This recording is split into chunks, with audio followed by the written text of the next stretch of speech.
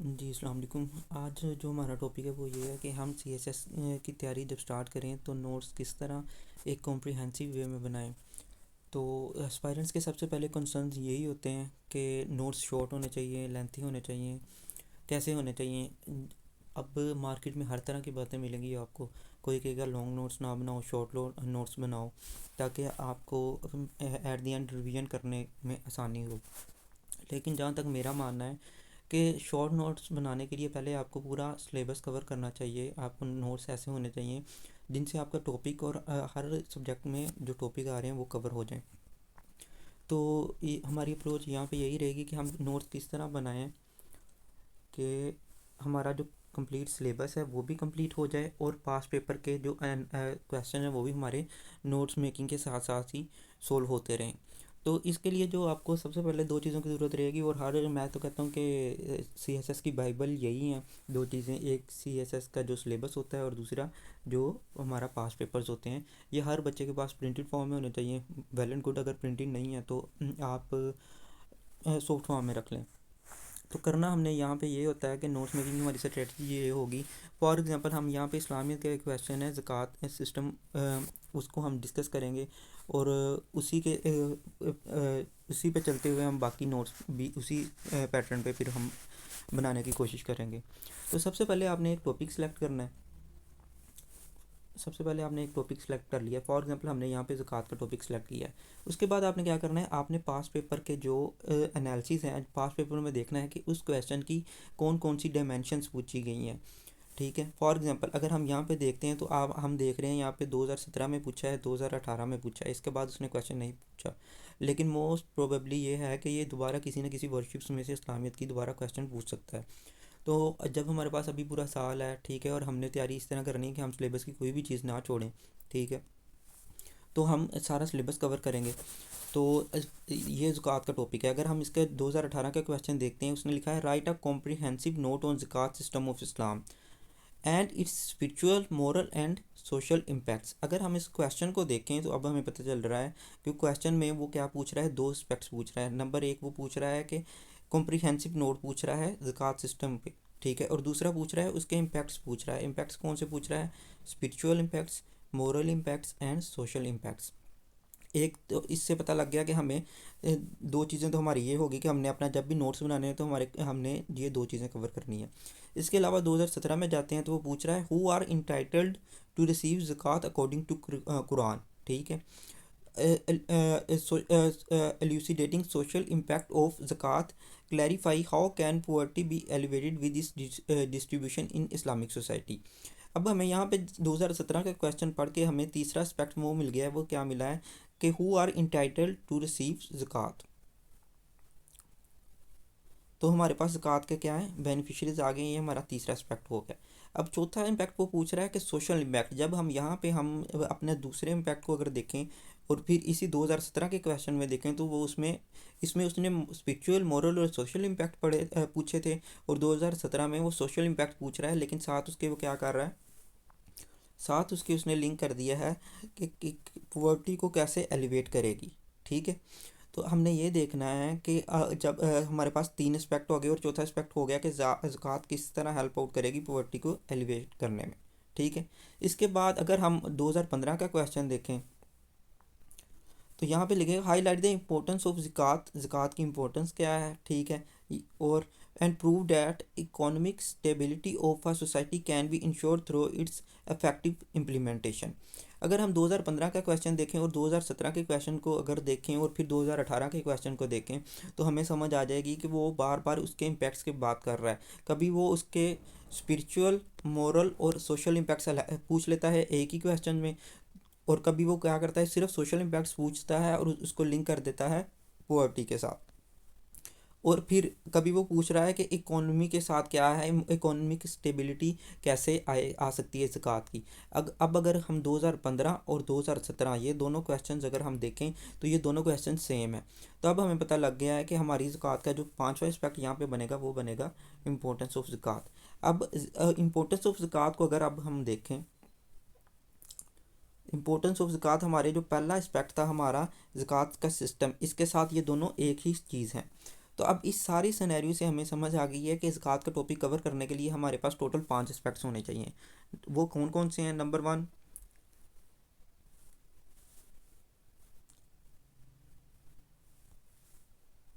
हम देखेंगे कि ज़कात सिस्टम है क्या, ज़कात का सिस्टम क्या है और प्लस उसकी इम्पोर्टेंस क्या है। ये हमारा पहला इम्पैक्ट है, पहला जब भी हम नोट्स बनाए तो हमारा पहला जो कंसर्न होना चाहिए इस चीज़ पे होना चाहिए। दूसरा जो हमारा होगा वो दूसरा होगा कि उसके सोशल इम्पैक्ट्स पे बात करेंगे हम। दूसरा क्या है? इम्पैक्ट्स पे हम बात करेंगे। इम्पैक्ट्स इम्पैक्ट्स में हम स्पिरिचुअल, मोरल और सोशल इम्पैक्ट्स पे बात करेंगे। और तीसरी डिमेंशन जो बार बार वो क्वेश्चंस में पूछ रहा है और जो मोस्ट इंपॉर्टेंट है मेरे हिसाब से, जिस तरह पेपर इवॉल्व हो रहे हैं, वो सीधा सीधा स्पिरिचुअल, मोरल और सोशल इम्पैक्ट्स नहीं पूछेगा, वो इसको इकोनॉमी के साथ लिंक करेगा लाजमी। ठीक है, तो हमने जो इसको देखना है कि इकोनॉमी के साथ हमारा क्या लिंक है ज़कात का। ये हमारा तीसरा एस्पेक्ट हो गया। चौथा एस्पेक्ट हमें वो पूछ रहा था जो एक मेरे ख्याल से एक हमें जब भी क्वेश्चन तैयार करना चाहिए तो ये इसमें एक इतना इंपॉर्टेंट एस्पेक्ट नहीं है। उसने भी जब क्वेश्चन पूछा है तो उसने सिर्फ उसके दो पार्ट्स बनाए हैं। वो क्या है कि ज़कात के क्या हैं, तो पहले इकोनॉमिक इम्पैक्ट हम देख लेते हैं।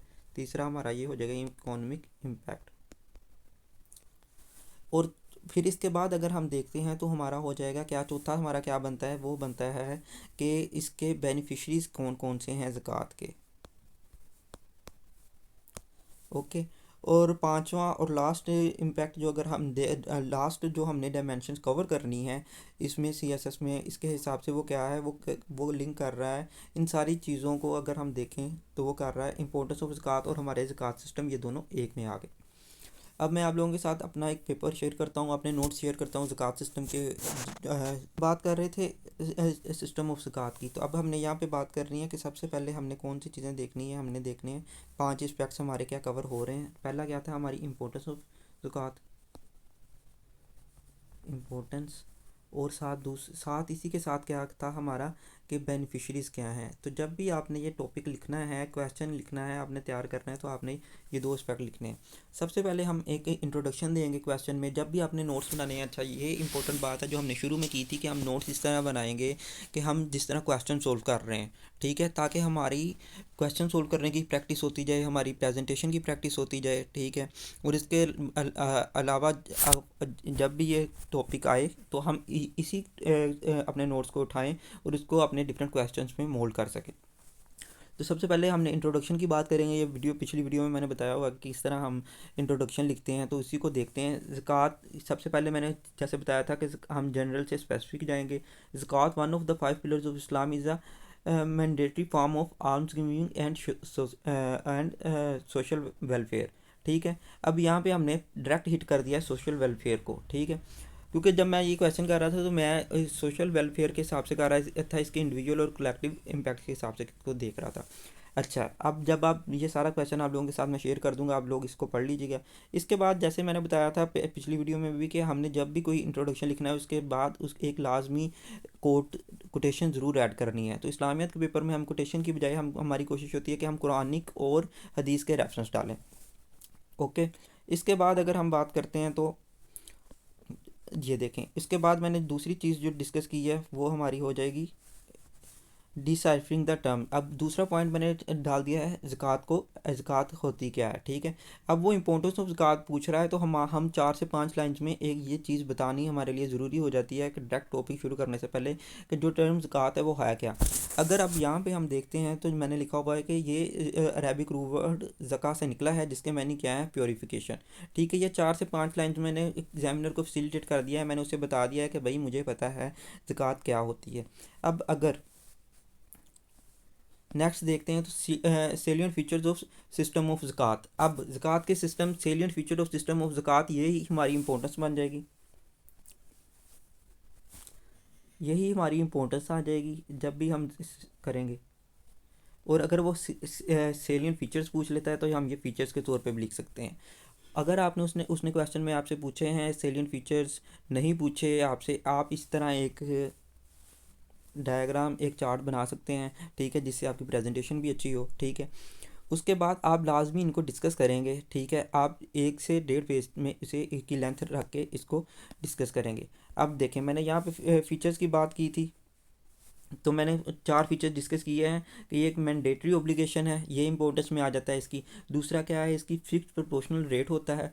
तीसरा क्या है, एलिजिबिलिटी थ्रेशोल्ड क्या है। और चौथा क्या है, डिफाइंड बेनिफिशरीज क्या है। तो अगर हम 2017 का 2015 का क्वेश्चन देखते हैं तो उसमें उसने हमें सिर्फ बेनिफिशरीज का पूछा था 2015 में। लेकिन हम अपने क्वेश्चन की लेंथ को इंक्रीज़ करने के लिए, ठीक है, और अपने क्वेश्चन को खूबसूरत बनाने के लिए और कॉम्प्रिहेंसिव बनाने के लिए हम ये बाकी सारी चीज़ें भी ऐड करेंगे। ये हमारी इंपॉर्टेंस में भी आ जाएगी और हमारे बेनिफिशरी सबको कवर कर लेगी। अब यहाँ पे जैसे मैंने पहला पॉइंट लिखा है मैंडेटरी ऑब्लिगेशंस ऑफ ज़कात। अब यहाँ पे एक चीज़ नोट करने वाली बात ये है कि जब आपने हेडिंग्स बनानी है ना, ये हेडिंग्स, ये इन सारी चीज़ों पे हम अलग-अलग डिस्कस करेंगे, ठीक है। जैसा रिस्पॉन्स आता जाएगा चीज़ों का वैसा डिस्कस करते जाएंगे। तो हम हेडिंग्स बनाने पे भी एक बात करेंगे, लेकिन यहाँ पे अब कर रहे हैं बात, तो जब भी हमने हेडिंग्स बनानी है तो हमारी हेडिंग्स क्या होनी चाहिए, सेल्फ एक्सप्लेनेटरी हेडिंग्स होनी चाहिए। तो अब मेरी हेडिंग पढ़ के ही आपको समझ आ गई है, मैंडेटरी ओब्लिगेशन है, zakat is an obligatory duty for every Muslim who possess wealth over nisab, ठीक है। अगर आप देखो तो यहाँ पे हमने बेसिक चीज़ है मैंडेटरी ओब्लिगेशन, उससे भी डिस्कस कर लिया है।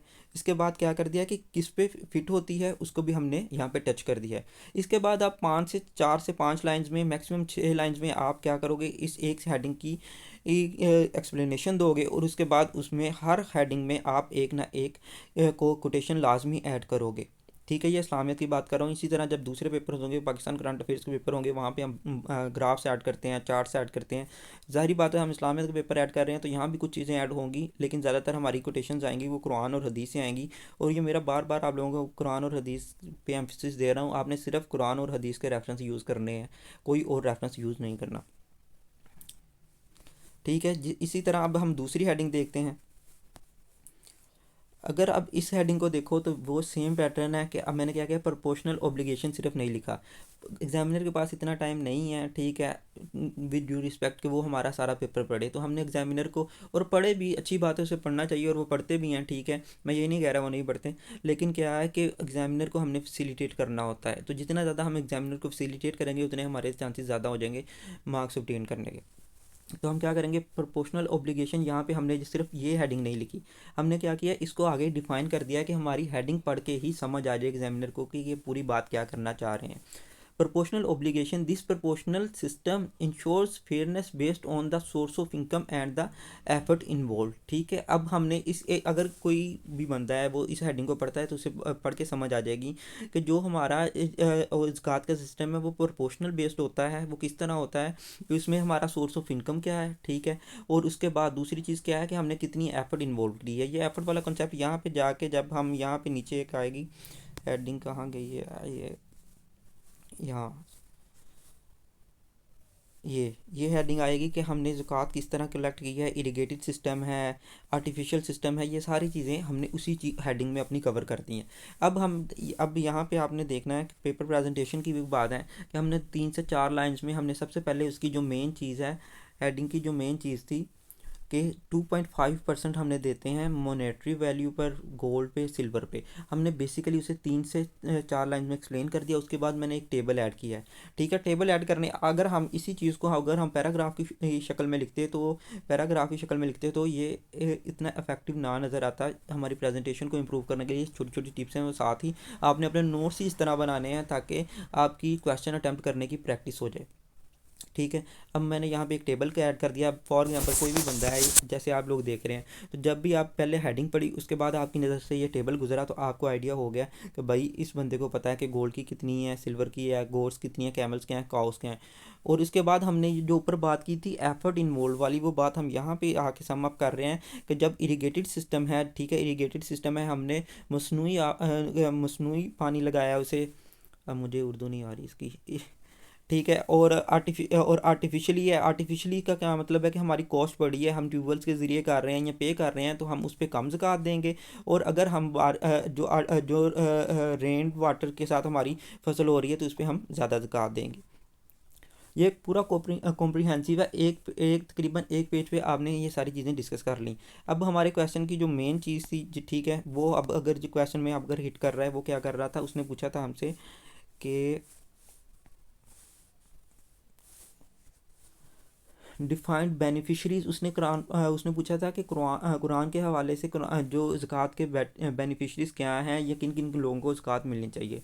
तो यहाँ पे मैंने लिख दिया कि ज़कात की जो एक मेन चीज़ हेडिंग दी, वो मैंने क्या लिखा, डिफाइंड बेनिफिशरीज होते हैं। इसके बाद क्या चीज़ है कि उसमें मैंने बता दिया कि दिस कैटेगराइजेशन क्या करती है, इस कैटेगराइजेशन का फ़ायदा क्या है, प्रिवेंट करती है misuse and ensure zakat reaches those who truly need it. अब वही बात है कि आपने अपनी हेडिंग से ही एग्जामिनर को फैसिलिटेट कर दिया है, उसे समझ आ गई कि आपको पता है कि डिफाइंड बेनिफिशरीज हैं, जो उसमें कुरान ने क्यों उनको डिफ़ाइन किया था। अब आप कुरान की ये आयत देंगे, ये सबसे मशहूर आयत है, ज़कात के बारे में बार बार आती है, ठीक है। ठीक है, तो सूरह तौबा की, कि जिसमें कुरान पाक में अल्लाह ताला ने ज़कात के 8 बेनिफिशरीज़ को का बताया है। अब यहाँ पे मैंने सबसे पहले ये 2 लाइन्स में बता दिया कि 8 बेनिफिशरीज़ क्या हैं। अब मैंने यहाँ पे कुरान पाक का रेफरेंस दे दिया, ठीक है। उसके बाद मैंने इसी को एक्सप्लेन किया है इस एज आ टेबल की फॉर्म में, ताकि मेरी प्रेजेंटेशन ज़्यादा बेहतर लगे। अब एक बंदा है, ठीक है, उसने एक पैराग्राफ की शक्ल में लिखा है, और एक बंदा है, उसने इस तरह टेबल बनाया हुआ है। तो आप खुद बताएं किसकी ज़्यादा प्रेजेंटेशन अच्छी होगी। तो ये सारी चीज़ें आपने नोट्स मेकिंग के दौरान ही करनी है, ठीक है। अब ये देखें, मैंने 1 2 3 4 ये एक एक लाइन में इनको एक्सप्लेन भी कर दिया है, ठीक है। फॉर एग्जांपल, अगर वो मुझसे क्वेश्चन में डिमांड कर रहा है, सिर्फ डिफाइंड बेनिफिशरीज पूछ रहा था, डिफाइंड बेनिफिशरीज ओनली,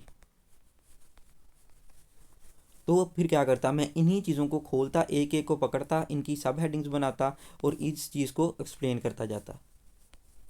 ओके, हो गया। अब नेक्स्ट बात करते हैं इम्पैक्ट्स की बात, ठीक है। ये हमारा नोट्स का पहला पोर्शन कंप्लीट हो गया है, जिसमें हमने बात की थी, नोट्स का पहला पोर्शन कंप्लीट हो गया, जिसमें हमने इम्पोर्टेंस की बात की है। नंबर 1, ज़कात का एक कॉम्प्रिहेंसिव सिस्टम है, ये भी हमारा इसमें हो गया। और अगर आप देखें, ये तो मैक्सिमम 3 से 4 पेजेस में है, जिसमें मैंने प्रेजेंटेशन भी दी है, रेफरेंसेस भी दिए हैं, ठीक है, टेबल्स भी बनाए हैं, ठीक है। और इसके अलावा बेनिफिशरीज, हमारी 3 चीज़ें हमने 4 पेजेस में कवर कर ली हैं, और एज अ क्वेश्चन कवर की हैं। इसके बाद हमारी जो क्वेश्चन में बार बार दूसरी चीज़ पूछ रहा है, वो पूछ रहा है इम्पैक्ट्स। अच्छा, एक बात और नोट करने वाली है कि अब इस्लामिक के पेपर सीधे सीधे नहीं आ रहे, वो जो भी चीज़ें पूछ रहा है, वो इम्पैक्ट्स पूछ रहा है, ठीक है, उसके सोल्यूशन पूछ रहा है, ठीक है, उसके अलावा प्रॉब्लम्स पूछ रहा है, जिस तरह पाकिस्तान और करंट अफेयर्स का पेपर था। ओके, तो अब हम इम्पैक्ट्स की बात करेंगे। अब मैंने क्वेश्चन इस तरह सोल्व किया हुआ है कि मैंने इंडिविजुअल और सोशल इम्पैक्ट्स में इसे डिवाइड किया हुआ है क्वेश्चन को। अब आप क्या कर सकते हैं, क्वेश्चन के जिस तरह एग्जामिनर ने क्वेश्चन पूछा है, उसे आप उसी तरह डिवाइड कर सकते हैं। फॉर एग्जांपल, अगर उसने, अब यही डाटा हम बार बार, सारा इम्पैक्ट्स का डाटा हम किसी भी तरीके से यूज़ कर सकते हैं। आप इसे इकोनॉमी में यूज़ कर सकते हैं, सोशल कर सकते हैं, मोरल कर सकते हैं, ठीक है। ये सारी डायमेंशंस हम इसमें कवर कर सकते हैं, ठीक है। अब और जिस तरह मैंने क्वेश्चन किया हुआ है, फॉर एग्जांपल, अगर वो पूछ लेता है हमसे, ये आपकी मर्ज़ी है, अगर वो उसने इम्पैक्ट्स पूछे हुए हैं और उसने नहीं डिफ़ाइन किया कि आप सोशल, मोरल या इकोनॉमिक इम्पैक्ट्स बताओ, तो आपकी मर्ज़ी, आप इंडिविजुअल और कलेक्टिव इम्पैक्ट्स पे चले जाओ, या आप इकोनॉमिक, सोशल और मोरल इम्पैक्ट्स पे रहो। ओके, अब जिस तरह देखें, अब जब मैं क्वेश्चन यहाँ पे देखें, जब मैंने इंडिविजुअल इम्पैक्ट्स की बात की है, तो फिर वही बात आ जाती है कि मैं अपने एग्जामिनर को फैसिलिटेट कर रहा हूँ, या मैंने एक डायग्राम बना दिया, एक चार्ट सा बना दिया, ताकि मेरे एग्जामिनर को फैसिलिटेशन हो जाए, उसे पढ़ के, यही सिर्फ चार्ट पढ़ के अगर उस समझ आ जाए कि मैं इंडिविजुअल इम्पैक्ट्स कौन कौन से हैं, उनकी कौन कौन बात कर रहा हूँ। तो या इंडिविजुअल इम्पैक्ट्स में मैं spiritual purification, selflessness, promote gratitude, discourage hoarding और इनहेंस अकाउंटेबिलिटी को हमने यहाँ पे डिस्कस किया है। फिर यहाँ पे अगर स्पिरिचुअल प्योरिफिकेशन की बात की जाती है, वही हेडिंग वाली बात है कि आपने हेडिंग क्या देनी है, एक्सप्लेनेटरी हेडिंग देनी है, वही चीज़ें रिपीट होंगी अब, ठीक है। यहाँ आपने हर 3 से 4, 5 to 6 लाइन्स एक्सप्लेनेशन, और फिर उसके बाद रेफरेंस लाजमी देना है हर हेडिंग में। अब देखें, जब हम अक्सर बच्चे बैठते हैं नोट्स बनाने तो उन्हें मसला ये होता है कि डाटा इतना ज़्यादा हो जाता है, ठीक है, वो इकट्ठा करते रहते हैं डाटा, तो लेकिन जब लिखने की टाइम आती है तो इन्हें समझ ही नहीं आता कि हम डाटा भाई कैसे क्वेश्चन में मोल्ड करेंगे, कैसे पेपर में डाटा लिखेंगे। और इससे दो नुकसान होते हैं। नंबर एक, आपका टाइम बहुत ज़्यादा वेस्ट हो रहा है। और नंबर दो, जब आप लिखने बैठते हैं तो जब जिस तरह मैं तो कहता होता हूँ कि हमारा दिमाग ना एक बोरी की तरह है, तो इसमें हम चीज़ें डालते जाते हैं, ठीक है। और फिर जब हमें किसी चीज़ की ज़रूरत पड़ती है तो हमें क्या करते हैं कि हम वो जिस तरह किसी बोरी में से अगर कोई सामान निकालें तो कभी वो चीज़ बाहर फेंक रहे हैं, हमें नहीं पता कि वो चीज़ कहाँ पे पड़ी हुई है। हम सारी चीज़ें इधर उधर करते हैं, उसमें हमारा टाइम लगता है, ठीक है। और फिर जाके कोई कोई कब कब कहाँ से कोई चीज़ मिल जाती है, कहाँ से कोई चीज़ हाथ में आ गई, कहाँ से कोई चीज़ हाथ में आ गई। लेकिन अगर आप इस तरह कॉम्प्रिहेंसिव वे में अपने नोट्स बनाते हैं, क्वेश्चन अपने नोट्स बनाते हुए ही नोट्स मेकिंग के दौरान ही आप लोग अपना क्वेश्चन सोल्व करते हैं, तो आपका सारा ऑर्गेनाइज होता है डाटा ऑर्गेनाइज होता है आप लोगों का, ठीक है। और जब आपके पास क्वेश्चन आ जाता है, फॉर एग्जांपल उसने इम्पैक्ट्स पूछे थे, तो आप ये के पास 10 पॉइंट्स मैंने लिखे हुए हैं, इंडिविजुअल के भी 10 हैं, और 10 पॉइंट्स हैं, 5 5 करके इंडिविजुअल के और कलेक्टिव के। तो आप इन्हीं पॉइंट्स को आप सोशली और मोरल और इकोनॉमिक इम्पैक्ट्स में आप डाल सकते हैं। ये देखें, अब जिस तरह मैंने ऊपर ये देखें, अब हम पेपर देख रहे हैं आप लोग, हर हेडिंग 4 से 5 लाइन एक्सप्लेनेटरी हेडिंग, 4 से 5 लाइन में एक्सप्लेनेशन, और उसके बाद एक रेफरेंस। ये देखें, रेफरेंस में आपने ये चीज़ रखनी है कि रेफरेंस ये इसमें आप हदीस का रेफरेंस डाल रहे हैं, यहाँ पे हदीस नंबर लिखना मैं भूल गया हूँ, यहाँ पे हदीस नंबर लाजमी लिखिएगा। ओके। अब कलेक्टिव इफेक्ट्स की बात करते हैं। तो कलेक्टिव इफेक्ट पहले मैंने दूसरी तरह का एक डायग्राम बनाई थी, तो अब मैं अपने पेपर को थोड़ा और मज़ीद क्रिएटिविटी दिखाई है। यहाँ पे मैंने वही बात की है, लेकिन क्या है, सिर्फ सर्कल डायग्राम बना दिए। Poverty reduction, economic stability, social equality, strong community. ये सारा पेपर आप लोगों के सामने है, ठीक है। और जब आपने कंक्लूड करना है तो कोशिश करेंगे कंक्लूजन के एंड में भी आप एक कोई ना कोई रेफरेंस ऐड कर दें, ताकि खूबसूरती बन जाए। आई होप सो कि आप लोगों को समझ आई होगी। वीडियो थोड़ी लंबी होगी क्योंकि हमने पेपर पूरा डिस्कस किया है। तो जो तो देखेंगे, अल्लाह के हुक्म से उम्मीद पूरी है, और नीयत भी यही है कि अल्लाह ताला सबके लिए आसानियाँ पैदा करे, मेरे लिए आसानियाँ पैदा करे, क्योंकि मेरा तो यही मानना है कि अगर आप दूसरों के लिए आसानियाँ पैदा करते हैं तो अल्लाह ताला आपके लिए लाजमी आसानियाँ पैदा करता है। अच्छा, एक चीज़ रह गई थी इसमें कि अगर हम देख रहे हैं तो मैंने रेफरेंसेस में एक बात करना चाह रहा था कि देखें, यहाँ पे मैंने हदीस के रेफरेंस दिए हैं। रेफरेंस की बात करते हैं तो यहाँ पे मैंने कुरान के रेफरेंस दिए हैं। ओके। इसके बाद क्या किया है, यहाँ पे मैंने मसनवी रूम का एक शेर लिख दिया है, शेर का रेफरेंस दिया है डाइवर्सिटी लाने के लिए अपने नोट्स में और अपने पेपर में। इसके बाद यहाँ पे मैंने हदीस का रेफरेंस भी ऐड किया है। तो इस तरह आप डिफरेंट चीज़ों के रेफरेंस अपने नोट्स मेकिंग के दौरान ही ऐड करते जाएंगे।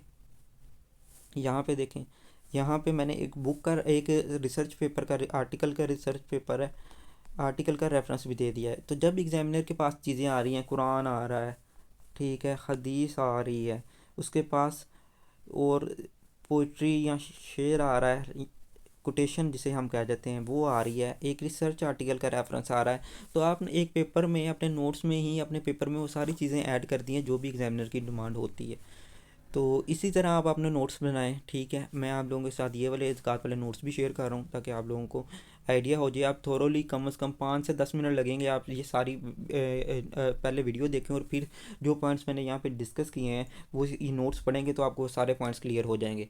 तो इंशाल्लाह अगर आप इस वे में नोट्स बनाते हैं तो आपके होंगे दो काम। नंबर एक क्या होगा, आपका नोट्स मेकिंग हो जाएगी।